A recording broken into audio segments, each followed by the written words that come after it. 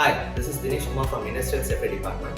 So, இன்னைக்கு நம்ம என்ன பார்க்க போறோம்னா எலக்ட்ரிக்கல் சேஃப்டி வீக். ஸோ அது என்ன எலக்ட்ரிக்கல் சேஃப்டி வீக்னா நேஷனல் எலக்ட்ரிசிட்டி போர்ட்னால நமக்கு இந்த வீக் ஃபுல்லாக நேஷனல் எலக்ட்ரிக்கல் சேஃப்டி வீக்காக நம்ம செலிப்ரேட் பண்ணுறோம். ஸோ இதில் பார்த்தீங்கன்னா நம்ம நிறைய எலக்ட்ரிக்கல் சேஃப்டி ஸ்டாண்டர்ட்ஸ் நம்ம ஃபாலோ பண்ணுறது இல்லை.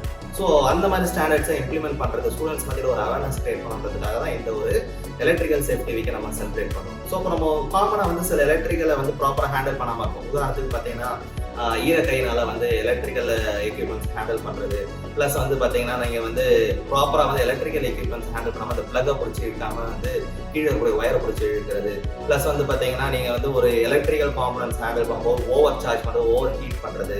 ஸோ இதனால் பெருவாரிய இடத்துல எலக்ட்ரிக்கல் ஷாக் ஆகும், இல்லை ஃபயர் ஆகிறதுக்கான சான்சஸ் இருக்குது, இல்லைனா அந்த பர்சன்ஸ்க்கு எக்யூப்மெண்ட் டேமேஜஸ் ஆகிறதுக்கும் பாசிபிலிட்டிஸ் இருக்குது. ஸோ இதெல்லாம் எப்படி அவாய்ட் பண்ணுறதை நம்ம இப்போ பார்க்க போகிறோம். ஸோ உதாரணத்துக்கு நம்ம எந்த ஒரு எலக்ட்ரிக்கல் எக்யூப்மெண்ட் ஹேண்டில் பண்ணுறதுனால நம்ம என்ன பண்ணோம்னா ஃபஸ்ட்டு ஸ்விட்சை, அதாவது ப்ளக்கை ரிமூவ் பண்ணும்போது ஸ்விட்ச் ஆஃப் பண்ணி தான் ரிமூவ் பண்ணணும். நிறைய பேர் என்ன பண்ணுவோம், அப்படியே ஒரு அவசரத்தில் ப்ளக்கை மட்டும் ரிமூவ் பண்ணிடுவோம். ஸோ அது டோட்டலாக ஆகும். ப்ளஸ் எந்த ஒரு அவசரம் இருந்தாலும் என்ன பண்ணுவோம், கை ஸ்வெட்டாக இருந்தாலோ இல்லை ஈரமாக இருந்தாலோ அப்படியே என்ன பண்ணக்கூடாது, எந்த ஒரு எலக்ட்ரிக்கல் எக்யூப்மெண்ட்ஸும் ஹேண்டில் பண்ணக்கூடாது.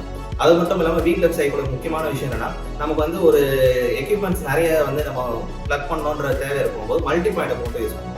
மல்டி பாயிண்டர் ஆக்சுவலாக நிறைய இடத்துல யூஸ் பண்ணுவாங்க. ஏன்னா ஹெவி லோட் எக்யூப்மெண்ட்ஸ் நீங்கள் மல்டி பாயிண்டர் போட்டு யூஸ் பண்ணும்போது என்ன தேவையான லோடோடு அதிகமாக எடுக்கும்போது அதில் ஹீட் ஜென்ரேட் ஆகும், ப்ளஸ் ஃபயர் ஆகிறதுக்கான சான்ஸ் இருக்குது, எக்யூப்மெண்ட் டேமேஜஸ் ஆகும். ஸோ இதெல்லாம் கூடுமான வரைக்கும் தவிர்க்கிறது ரொம்ப ரொம்ப நல்லது. அதே மாதிரி பார்த்தீங்கன்னா நம்ம வீட்டில் யூஸ் பண்ணக்கூடிய கரண்ட் பார்த்தீங்கன்னா ஏசி கரண்ட்டாகவும் யூஸ் பண்ணுறோம், நீங்கள் பேட்டரியில் யூஸ் பண்ணக்கூடிய டைரக்ட் கரண்டாகவும் யூஸ் பண்ணுவோம். இது ரெண்டுத்துலையுமே நமக்கு பெருவாரியான ஆபத்து இருக்குது. இப்போ ஏசி கரண்ட்ன்றப்போ எலக்ட்ரிக்கல் ஷாக் ஆகிறதுக்கு பாசிபிலிட்டிஸ் இருக்குது, ஃபயர் ஆகிடும், இல்லை நமக்கே தீக்காயங்கள் ஏற்படும். அதே மாதிரி டைரக்ட் கரண்ட்ல அதே மாதிரியான ஆபத்து இருக்குது, திடீர்னு எக்ஸ்ப்ளோட் ஆகிறதுக்கு சான்ஸ் இருக்குது, ஃபயர் ஆகிறதுக்கு.